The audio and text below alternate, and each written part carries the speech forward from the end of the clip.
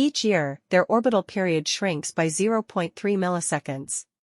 That's actually a pretty dramatic change on astronomical timescales. In about 1 million years, the white dwarfs will get so close that the larger one will start to cannibalize its smaller companion. Before long, the two stars will likely become one. The study appears in the astrophysical journal Letters.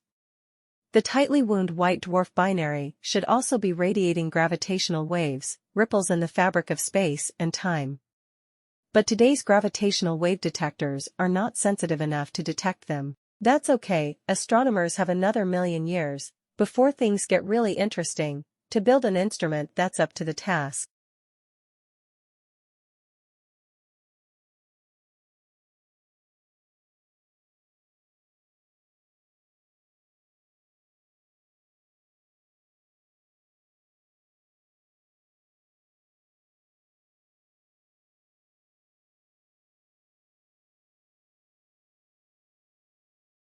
Scientists are looking for Earth-like planets around other stars. But one way to limit the search can be to figure out where an Earth-like planet cannot exist and eliminate those types of systems. In a new study, astronomers turned their attention to so-called hot Jupiters. These are Jupiter-sized planets that have an orbit of only about 3 days. The scientists looked at 63 hot Jupiters to see if they could find evidence for any nearby Earth-like planets. They found none. But it could be that the companion planets are too small in size or mass or just aren't detectable with the current techniques.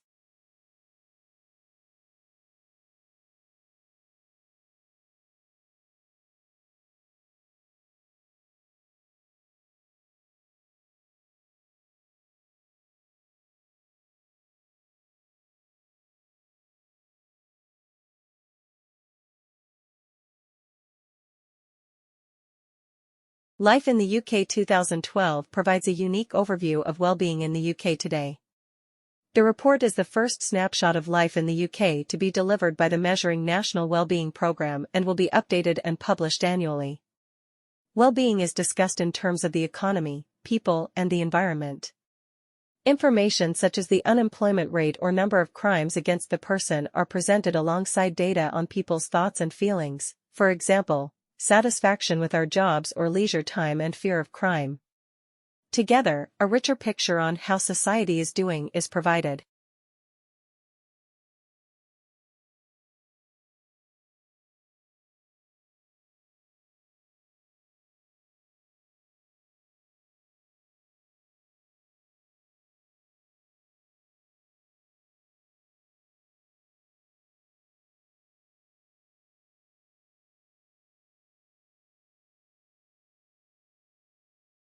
So the researchers then turned to hot Neptunes and warm Jupiters. These are Jupiters with slightly longer orbits.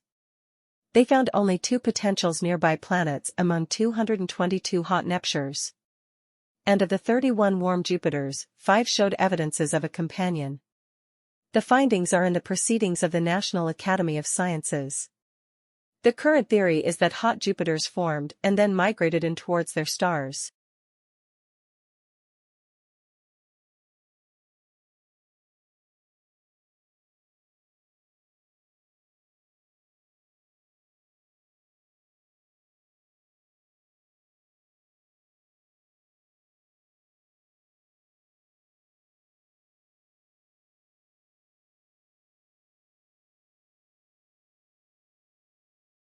One day the banana is perfect.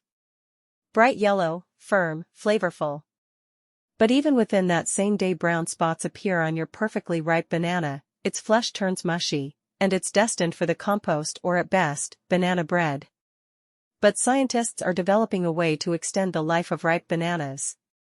It's a spray-on coating made from chitosan, a substance found in crab and shrimp shells. The new gel can be sprayed on bananas to slow the ripening process by up to 12 days.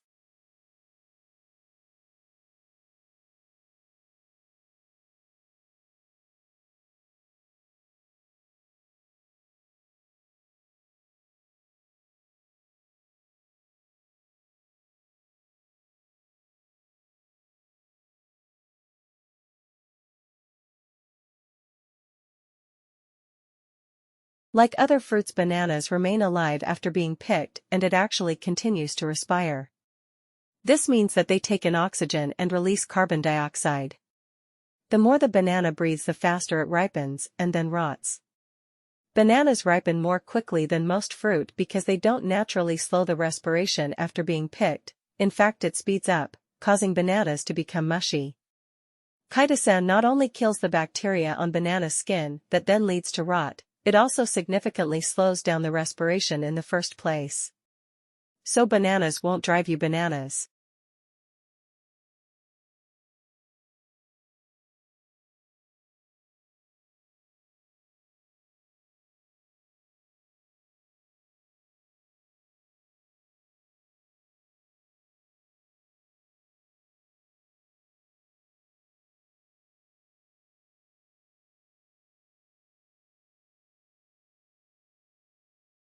The thing that makes it difficult is because even if life had evolved on Mars, the chances of being preserved are very small.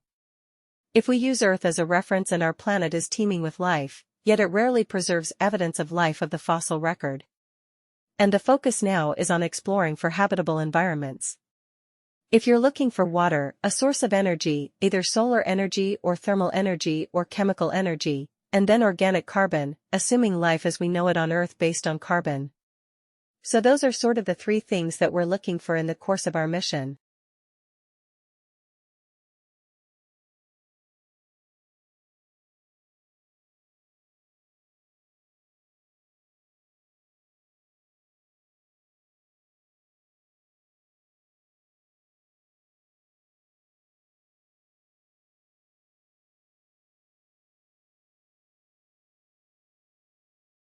So in a very important tense, memory is the cognitive function that stores knowledge that we've acquired through learning and perception. But also memory is important because memory frees our behavior from being controlled by the present stimulus environment. If you didn't have memory, all you'd be able to do was react to whatever is currently in the environment now, whatever it is that you're experiencing. But memory allows us to respond to past events as well as events in the current stimulus environment. And memory also gives us the means to reflect on our experiences so that we plan for future encounters.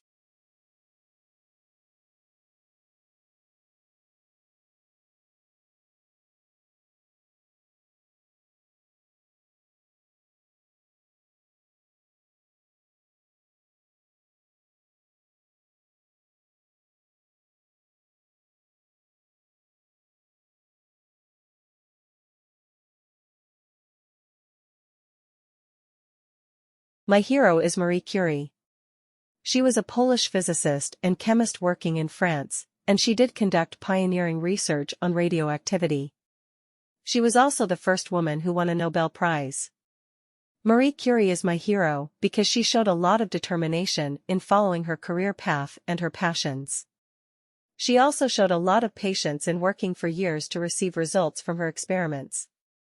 And Marie Curie, she designed and built the first mobile X-ray machines. She worked on the front lines of the First World War along with her daughter saving soldiers.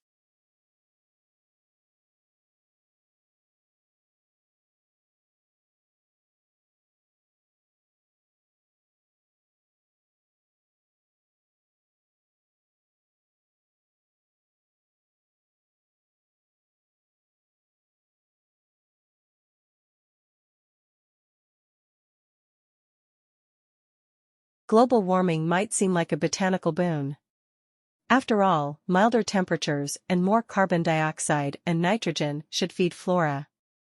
But a 10-year study has found that any initial positive effect on plant growth from climate change may soon disappear.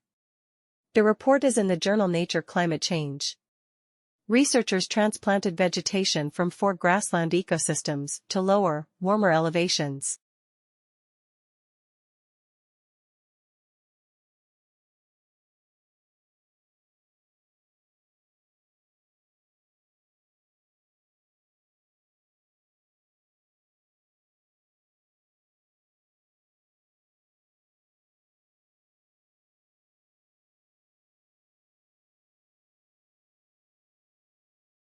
They also modified the precipitation at the transplant sites, based on altered rainfall estimates.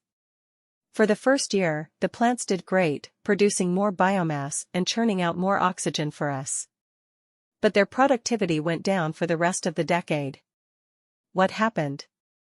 Warming did speed up the nitrogen cycle, which should have increased nitrogen's availability as plant fertilizer. But a lot of the nitrogen left the soil through runoff or uptake into the atmosphere.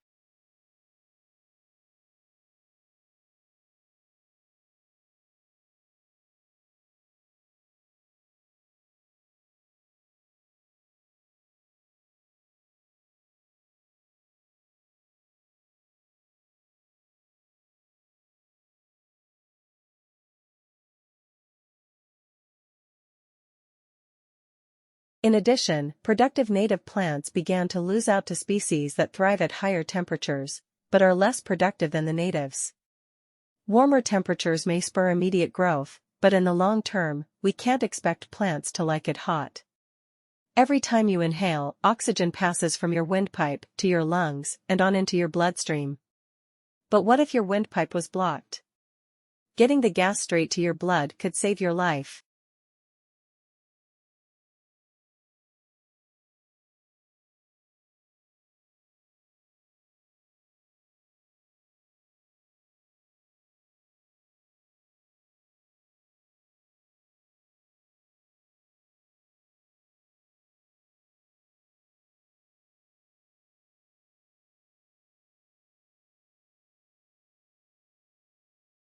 Wait, put down that syringe. A large air bubble in a blood vessel can kill you.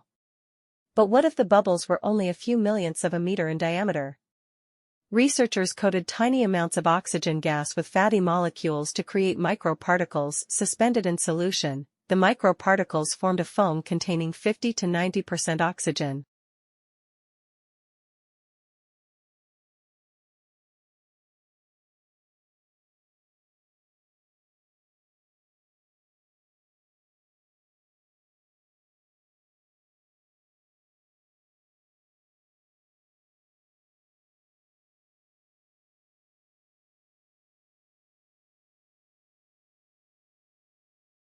In a beaker of blood, the foam was able to quickly transfer its oxygen to the cells. Then the researchers tested it in animals. Normally, a blocked windpipe cuts off the blood's supply of oxygen, leading to brain damage and death. But when rabbits with blocked windpipes received injections of the microparticles, their blood oxygen levels and heart rates remained stable. The work is in the journal Science Translational Medicine. The foam may someday buy time for human patients, so that even someone with a closed airway can breathe easy.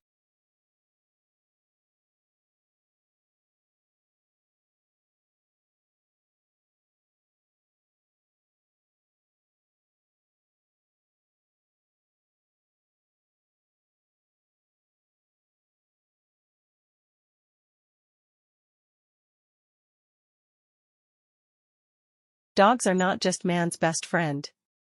Previous studies have shown that kids with dogs are less likely to develop asthma. Now a new study may show how, if results from mice apply to us. The work was presented at a meeting of the American Society for Microbiology.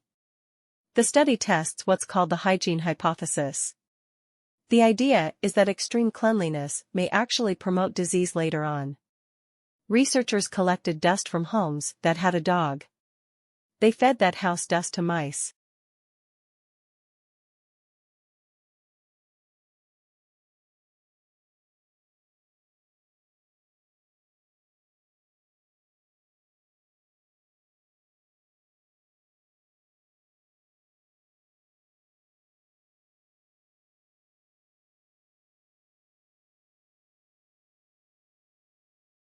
The bananas are thus all genetically identical, and identically vulnerable to the two fungal epidemics, Panama disease and black leaf streak disease. Researchers sequenced the genome of a banana variety called DH pahang, whose genes contributed to the Cavendish. While the genome shows where this fruit fits in the history of plant evolution, it could also help researchers understand why DH pahang, unlike its descendant, is resistant to the funguses behind both Panama and black leaf streak disease. Knowing the genes responsible for this resistance could help breeders create stronger, more resistant bananas. which has a lot of appeal.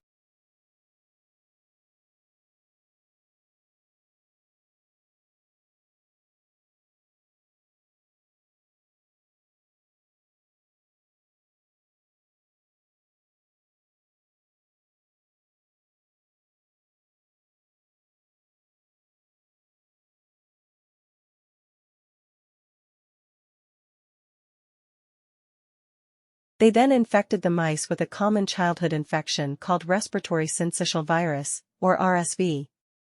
Mice who ate the dog dust were protected against RSV infection symptoms, like inflamed, mucus-coated airways, suggesting exposure helped them stave off the virus. Those mice also had more diverse communities of gut bacteria than control mice did.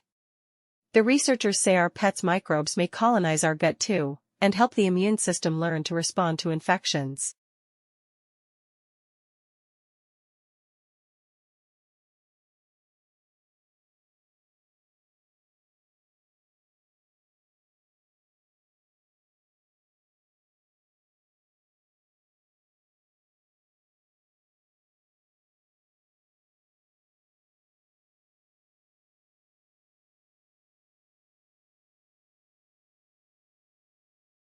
Internet was invented by people who were good at programming, and people keep optimizing it for different purposes. So Internet has been growing organically. Internet can achieve many things, but has advantages and disadvantages. The email system was designed by graduate students and researchers who know and trust each other. Using email needs trust between the senders and the receivers, as the authentication process was not originally built in this system.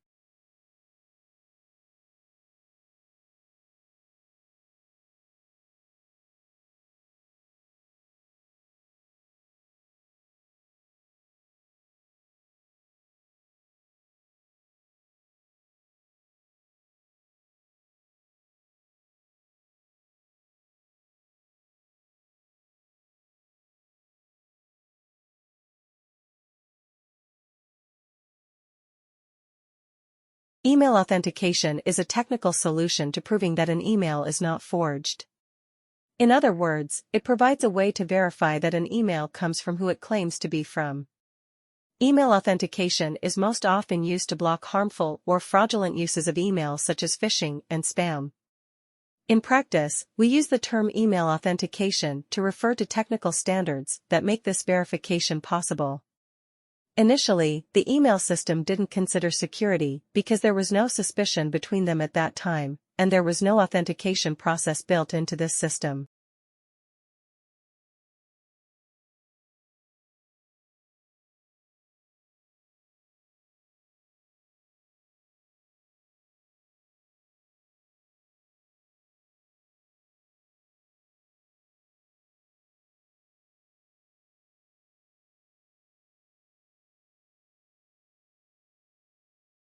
Design of buildings is important according to architectural textbooks. At its roots, architecture exists to create the physical environment in which people live, but architecture is more than just the built environment, it's also a part of our culture. It stands as a representation of how we see ourselves, as well as how we see the world. There are poorly designed buildings, but also some great building works. In the Victoria era, architects designed buildings based on bricks and other materials.